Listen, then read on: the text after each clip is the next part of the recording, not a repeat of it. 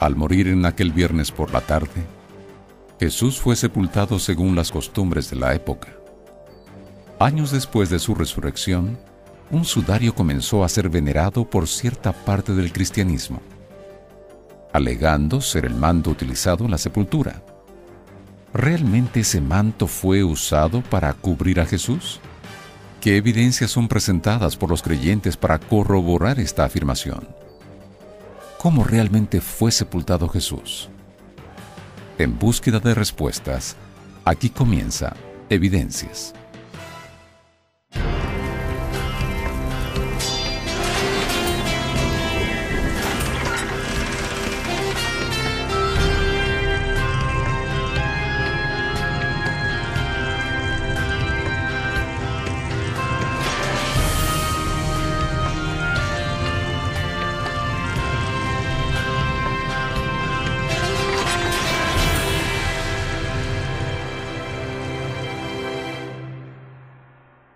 La cultura judía, así como la de otros pueblos del cercano oriente, también poseía rituales fúnebres que deberían ser realizados en el momento de enterrar a un fallecido.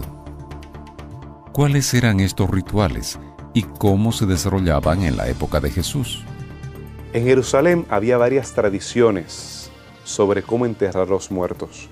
En el pasado se juntaban los huesos juntamente con el resto de los padres en cuevas que podríamos llamar casi fosas comunes.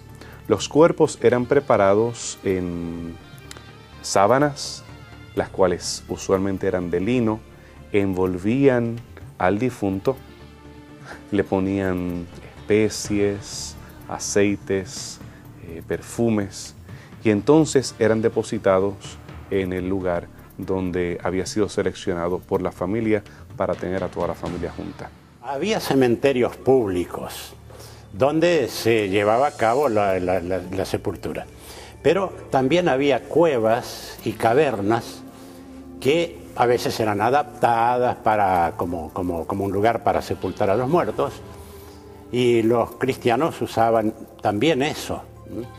Es interesante que había la costumbre de tener plañideras, es decir, mujeres especialmente contratadas para que fueran allí a llorar, para darle un sentido de tristeza al funeral. La costumbre era que lavaban el cuerpo de la persona fallecida, lo envolvían después en sábanas o en mantos o en lienzos, que eso la persona los colocaban después sobre una cama portátil o una madera, y lo llevaban entonces al sepulcro y lo colocaban allí, y después colocaban una piedra, generalmente giraba la piedra y la colocaban en la puerta de la tumba. Por ejemplo, en el caso de la tumba de Jesús está ahí la piedra, ¿no es cierto?, que se usaba para sepultarlo, para tapar el sepulcro donde dejaban el cuerpo. Al morir, pocas horas antes de la puesta del sol, las Escrituras relatan que Jesús tuvo que ser sepultado rápidamente para que el ritual fúnebre no invadiera las horas del Sabbat. ¿Qué otros detalles nos presentan los evangelios sobre el momento de la sepultura de Jesús? ¿Fue posible enterrar al Maestro según las costumbres de la época? Jesús de Nazaret debió haber sido sepultado como la mayoría de las personas eran sepultadas en el antiguo cercano oriente, específicamente en Palestina, envuelto en un sudario, puesto en una tumba. En este caso es descrita como una tumba de piedra que tenía una entrada, la cual era bloqueada por una piedra. La mayoría de las piedras que hemos encontrado para cerrar estas tumbas son cuadradas. La versión del rey Jacobo, que habla acerca de una piedra rodando, ha dado la impresión de que era una piedra redonda. Y tradiciones que presentan a la piedra como una piedra redonda han intensificado el cuadro mental de los cristianos como una piedra redonda.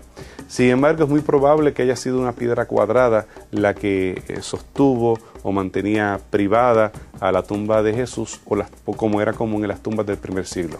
No tenemos razones para creer que el entierro de él aquel viernes en la tarde de forma apresurada fuera diferente a la mayoría de los entierros que tenían lugar allá en Jerusalén. Bueno, es interesante que uno de los apóstoles describe la actuación de José de Arimatea y de Nicodemo. José de Arimatea era un hombre rico y Nicodemo era aquel que vino a Jesús y que le dijo, bueno, quería saber algo de cómo salvarse, ¿no es cierto? Y Jesús le dijo, tú tienes que nacer de nuevo. Bueno, aquel que era un personaje también muy importante dentro de Israel, en Jerusalén, y los dos, dice que compraron drogas aromáticas, aloe, mirra, dice 100 libras, que era una cantidad enorme, porque ellos eran hombres de dinero, de posición. Y entonces lo trajeron para ungir el cuerpo de Jesús. Dice que José de Arimatea tenía mucha relación con el emperador o con el gobernador y fue a pedirle el cuerpo de Jesús. Entonces lo tomó y lo trajeron. No hubo plañideras en ese momento en la muerte de Jesús, en el sepulcro de Jesús, pero estaban allí los discípulos y uno puede imaginarse lo que era para los discípulos después de la tremenda angustia que habían pasado esos días por la crucifixión de Jesús. Me imagino el rostro que tendrían los discípulos al no haber dormido bien y la angustia, el llanto también. Y estaban ahí algunas de las mujeres que habían acompañado a Jesús también como servidoras, como acompañantes. Y estaba la Virgen María también, la Madre de Jesús, que estuvieron allí. Y yo me imagino lo que habrá sido eso, ¿no? La angustia. Y aquí en San Juan, el capítulo 19, está la descripción de cómo se sepultó. Dice, también Nicodemo, el que antes había venido a Jesús de noche, vino trayendo un compuesto de mirra y de aloes como 100 libras. Tomaron pues el cuerpo de Jesús y lo envolvieron en lienzos con especias aromáticas, según es costumbre sepultar entre los judíos.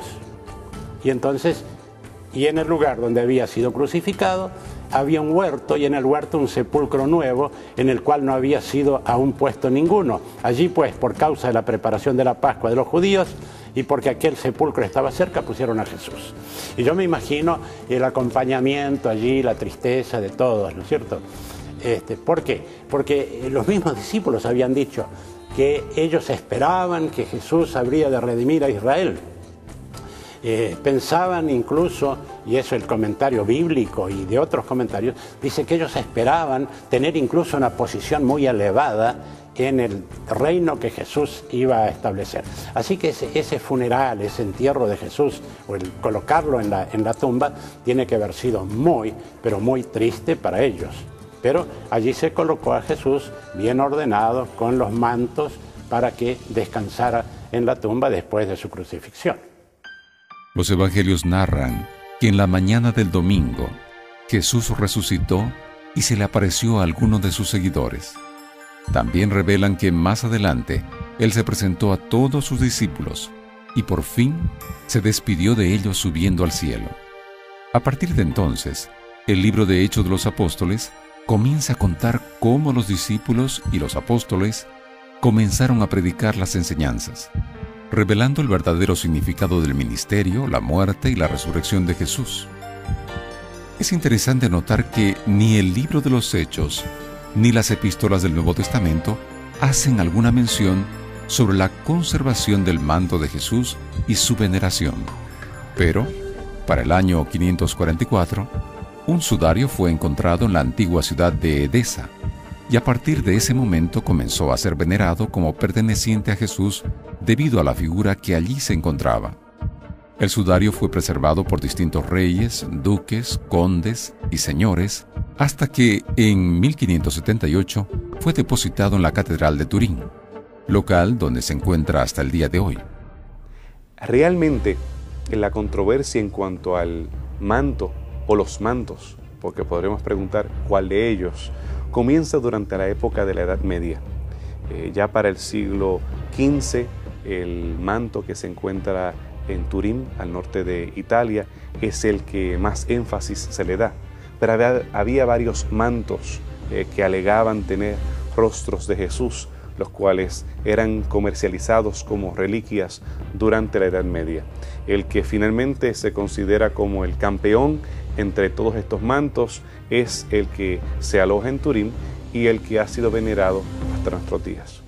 Bueno, es un misterio realmente, hablando misterio no como una cosa que no tiene explicación, sino que ha sido un tema muy discutido por teólogos, investigadores, científicos, porque el más importante, porque hay varios también, ¿no? Pero el más importante es el que está en Turín, en la catedral de Turín. Y este se ha hecho pruebas y algunos dicen que sí, que la Iglesia por supuesto dice que sí, que es verdadero, que es auténtico, que fue el mismo con el cual Jesús fue envuelto en el momento de su sepultura. Pero es muy discutido y este que está en Turín es una tela grande, una tela muy linda, que ha durado muchos siglos. Y allí está la figura de una persona, mayormente la cara, ¿no?